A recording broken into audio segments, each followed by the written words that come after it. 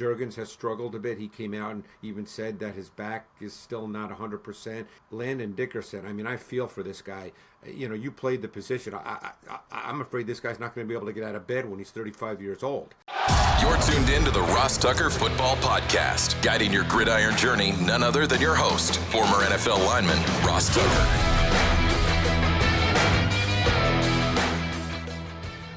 Oh, yeah, it is. But it's not just any Ross Tucker Football Podcast.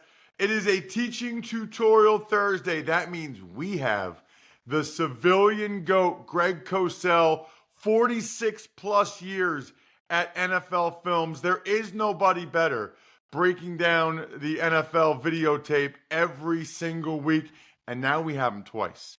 Every Thursday, every Friday, we have a full, 40 to 45 minutes of Greg Cosell here on the Ross Tucker Football Podcast. So make sure that you go ahead and are subscribed on every platform, whether it's youtube.com/Ross Tucker NFL or, of course, your podcast app, and turn the notifications on so you hear what Greg has to say before anybody else. And remember, we got more Greg tomorrow. Saturday sit down this week, Demario Davis, star linebacker for the New Orleans Saints. I love everything about that dude. I love how he goes about his business. I can't believe at 36 years old, he's still playing this well. I love his physicality. So for those of you that have been missing these Saturday sit downs, you're missing out. Check them out. We do Ross Tucker Football Podcast 6 days a week, Monday through Saturday. It's 28 minutes or less. It's everything you need to know about what's going on in the NFL, including the Colts signing an intriguing linebacker and a pretty significant trade between the Browns and the Jags that I'll probably start with Greg. In fact, let's do it. It's Big Show time. The Big Show.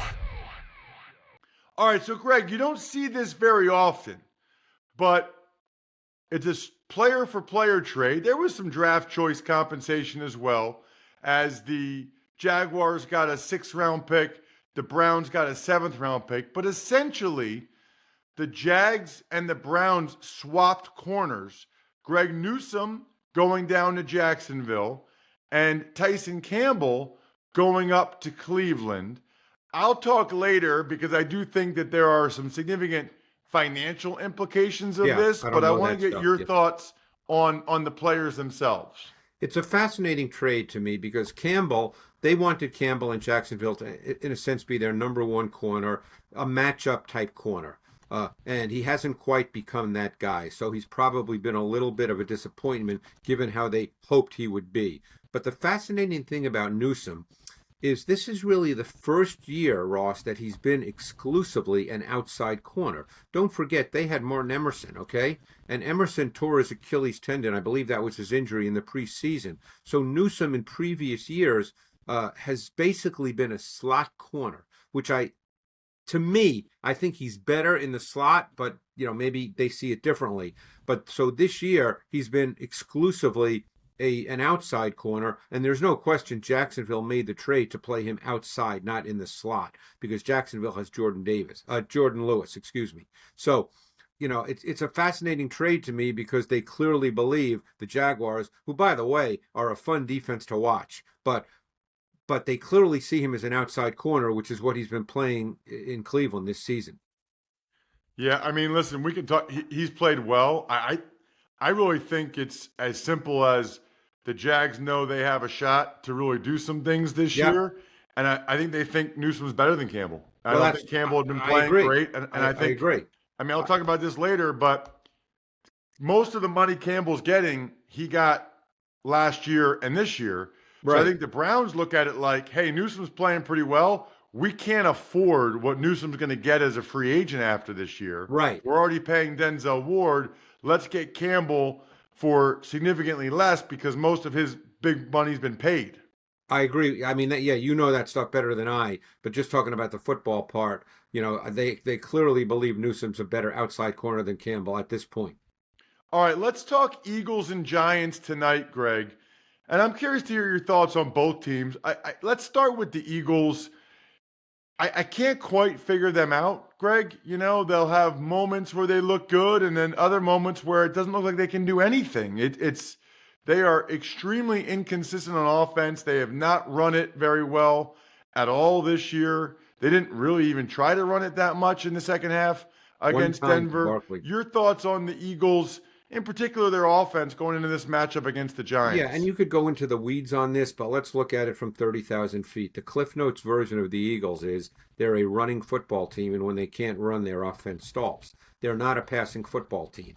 And right now, they're not running the ball well at all. And this past week, they gave it to Barkley 5 times in the first half in a game they were totally controlling in the first half and were controlling until the early part of the fourth quarter and gave it to him 1 time in the second half.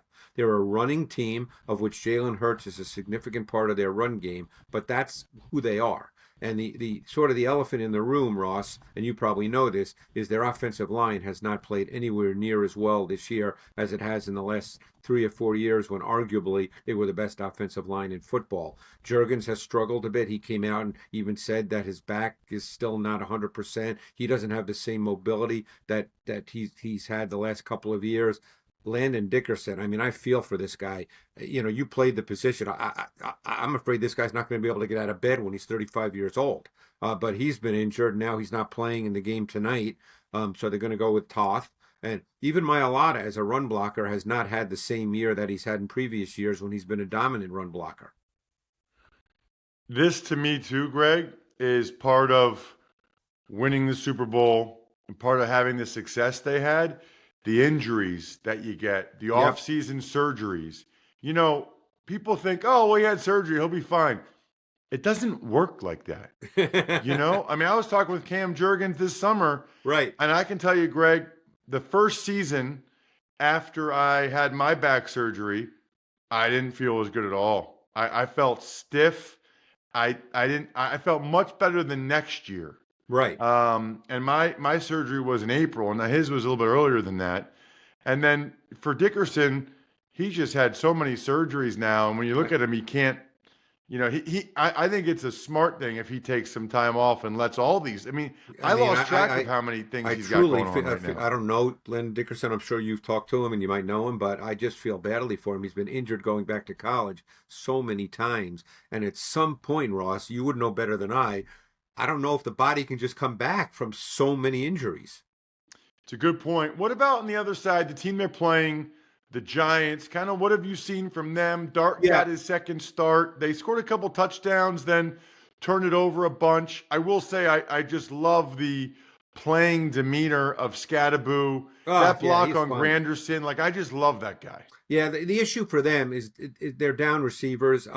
Slayton's not going to go. We know Neighbors is out for the year. They want to be at 12. They have to be a 12 personnel offense, which they were last week, 28 snaps with 2 tight ends. They do not have a true boundary X receiver, that big time receiver that can line up as the single receiver and win one-on-one, which Neighbors could, obviously, as one of the best receivers in the league. So what happens is they become a little more predictable with their formations, Ross, because they don't line up very often in 3-by-1 sets. Because unless, believe it or not, it's what we call a 1-by-3 set, where it's the tight end Theo Johnson, who's very athletic.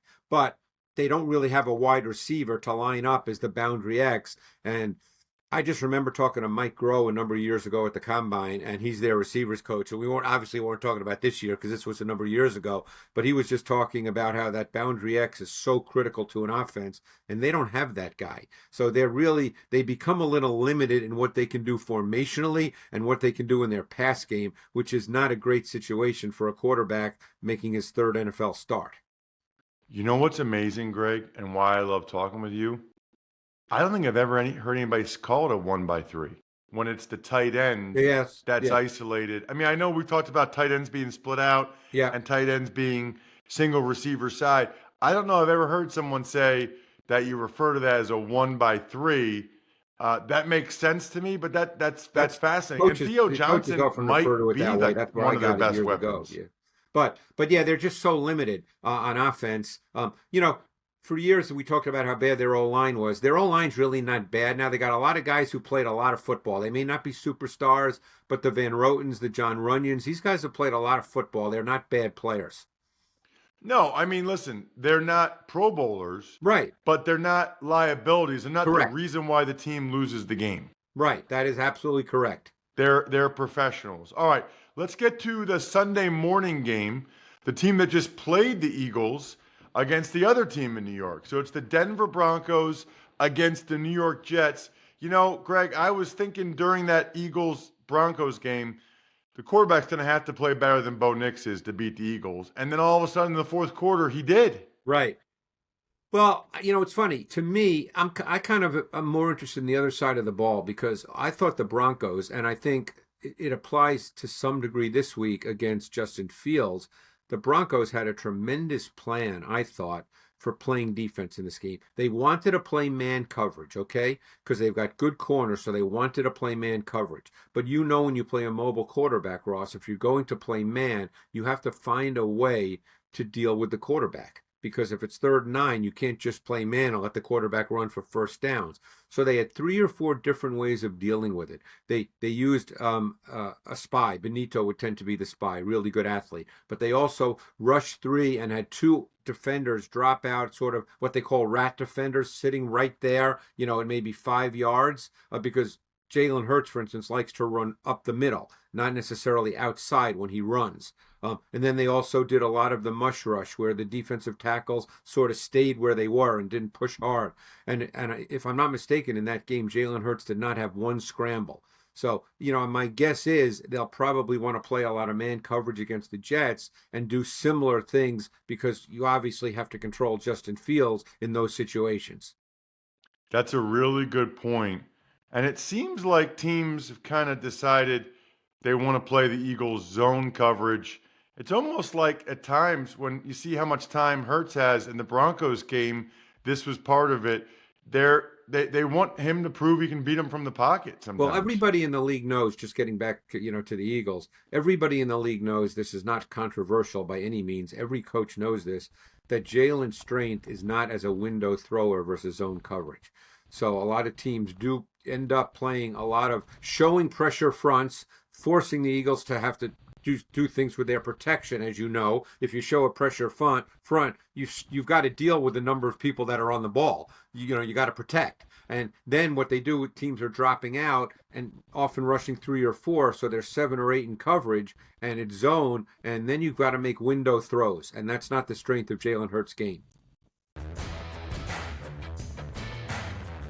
More great stuff right after this. So I don't have a game this upcoming weekend other than Monday Night Football Westwood 1 on the radio. The Bears at the Commanders, which means I am going to the Penn State game, taking my family, and I got tickets on the Game Time app. If you're watching on YouTube, I'm showing it right now. There's a bunch of tickets available, and it's so easy to see the view from the seat.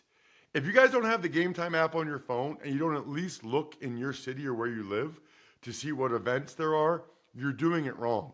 Take the guesswork out of buying any tickets, including NFL tickets, with Game Time. Download the Game Time app, create an account, use code ROSS for $20 off your first purchase. Terms apply. Again, create an account, redeem code ROSS for $20 off. Swipe, tap, ticket, go. Download the Game Time app today. At this point, I really think my Labatt Blue Cooler backpack is like one of my top 10, maybe top 5 prized possessions. And I got it essentially for free just by going to rewards.labattusa.com. You buy beer, you get gear. I've told you guys before, even if you're skeptical or you don't know, whatever, first of all, you should try Labatt Blue Light. Secondly, you should go to rewards.labattusa.com just to see the sweet merch you can get if you buy beer to get that gear. It's a good point. All right, what about a juicy matchup that might go under the radar a little bit, but the Seahawks and the Jaguars? I'm really looking forward to this one. What jumps out to you in terms of getting ready for this game? I've really been intrigued watching the Jaguars defense. They've got a young coordinator, Anthony Campanelli, who's actually a Jersey guy, and he went to Rutgers, started his career there, I believe, or started actually in high school. And obviously they've got a lot of turnovers. Now, you and I both know you just can't count on turnovers every single week or every season, but they've got a lot of them. But I think they do a really nice job with their pressure concepts. They don't necessarily have a ton of sacks, but their pressure rate is really high. And, everybody saw the interception by Lloyd on Monday night, which was something that Patrick Mahomes pretty much came out and said he hadn't seen that from them in that situation. But they've been very good with these kinds of pressures and simulated pressures, which means you're rushing only four, but one of the rushers is a second or third level player as opposed to a D lineman. They've been really good doing that. They have a great feel for understanding how to attack protections and getting matchups that favor them, such as a back, let's say, on a defensive end. And so they're really kind of a fun defense to watch. And Sam Darnold has played at a really, really high level this year. I mean, they pushed the ball down the field. Darnold's the last 2 years with Minnesota, and this year he's been very good throwing the ball 15 plus yards in the air from the line of scrimmage. It's a good passing game in Seattle. Wow. I think a lot of people, Greg, maybe myself included, were skeptical that Darnold could do what he did in Seattle, what he did in Minnesota, I should say, in Seattle, and thought that was primarily a function of Kevin O'Connell, right, and Justin Jefferson, Jordan Addison. But it looks like at some point, the switch went on. And you know what's funny, Greg? Because you and I were talking about baseball a little bit before we started, because you and I both happen to be Phillies fans. Baseball players a lot of times aren't really in their prime until they're like 28. Yeah. Because it's such a skilled sport, and the more time you have, the more at-bats, the more pitches you see in the minors and then the majors.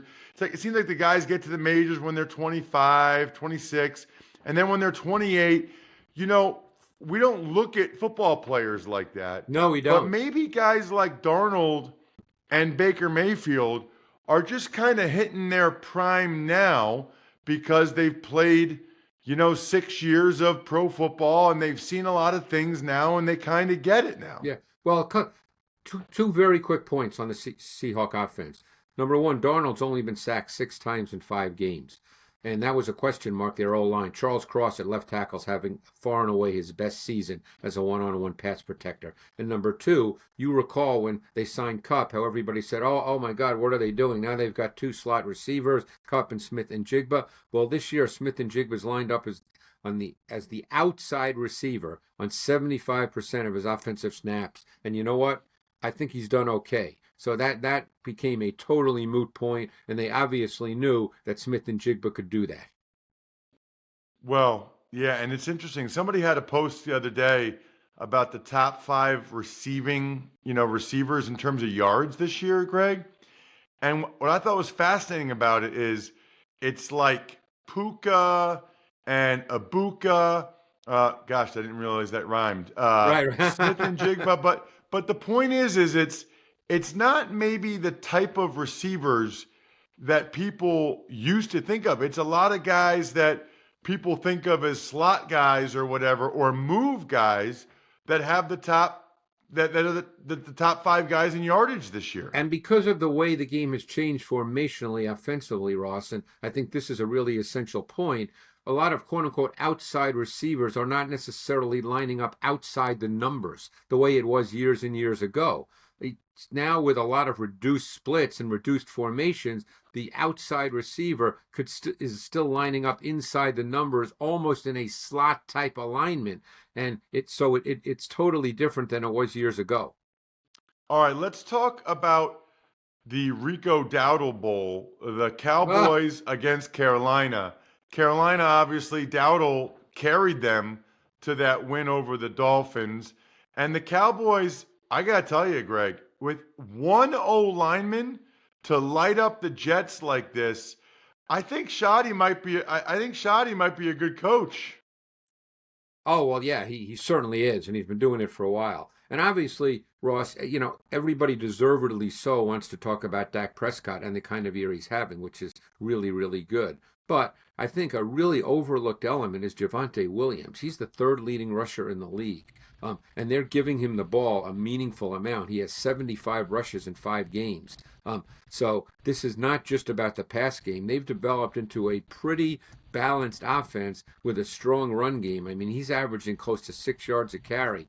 And a lot of people may remember when he came out of North Carolina, he was viewed as a really good back and then had the major injury in Denver, and it never really worked out. But he's now showing, because he's a couple of years removed from that major knee injury, he's really showing the kind of back he is. He's physical, he's tough, he can grind it out, he can sustain for you, he can keep you ahead of the chains. This has become a very balanced offense. It's not just Dak Prescott. You know what's interesting? I got to tell you, he was like one of the poster children for me, Greg, for why if you can get a big contract, sign it. Because his first year or year and a half or 2 years or whatever it was, I thought he was electric. Like I loved watching that dude. Yep. And then the last couple of years, I just was worried and wondering if he'd ever get it back. I don't know. Watching him in Dallas, I don't know if he's all the way back where he was in Denver, but he's certainly good enough. Oh, I mean, in some ways, he's become, and I think I just thought of this now as you're talking. I hadn't thought of this before. In some ways, he's sort of become like a Josh Jacobs. Very physical, very tough, not necessarily going to break, 40-yard runs unless it's just, very clear. But he's just clear, hard-nosed, gets tough yards sustaining back. And in the context of that offense, that works really well. Sure does. All right, let's talk about the Colts. Greg, every Tuesday I do the Power Rankings, Ross Tucker Football Podcast. I had the Colts number two. Number two. I don't care who you're playing. They've blown out 3 NFL teams already. And now they play the Cardinals. I mean, at what point, Greg, did we just say, okay, yeah, the Colts and their offense is this good? Well, there's so many things that they are doing exceptionally well, but I just want to mention, because I'm talking to you, I'm sure you've seen them, and I got to tell you, you must really enjoy watching Quentin Nelson get out and pull, because that guy is just, he adds so much to their running game with his flexibility and versatility. Watching him get out and pull, particularly outside the formation, Ross, I mean, I'm not even an offensive lineman, you are, but you got to really enjoy that. That's just a lot of fun watching that guy do that kind of work. I love Quentin Nelson. I love Tyler Warren. I love Jonathan Taylor. I actually love Pittman, the way he plays.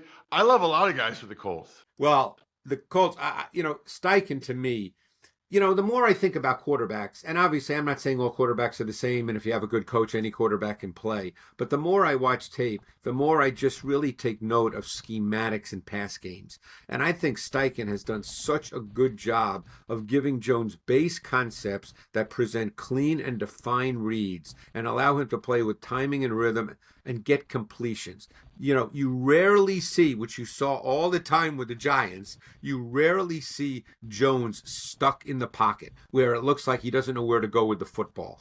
So people should take note of that when they watch him. He gets the ball out, he gets completions. And you know what? Because of Jonathan Taylor, people are probably totally unaware that they are one of the most, in terms of volume, they're the fourth highest, first down passing team in the league in terms of dropbacks on first down, and Jones has the most first down passing yards of any team, of any quarterback in the league, and they are really good throwing the ball on first down. And you and I both know that is absolutely the best down to throw on, especially if you're going to do it at a base personnel and they play 3 tight ends sometimes, because you know what you get defensively. You tend to get far more predictable front looks, far more predictable coverage looks, and it makes it, relatively speaking, easier for your pass game. And I know this sounds simple, Greg, but Steichen might be the best in the league at running it when you think they're going to throw it and throwing it when you think they're going to run it.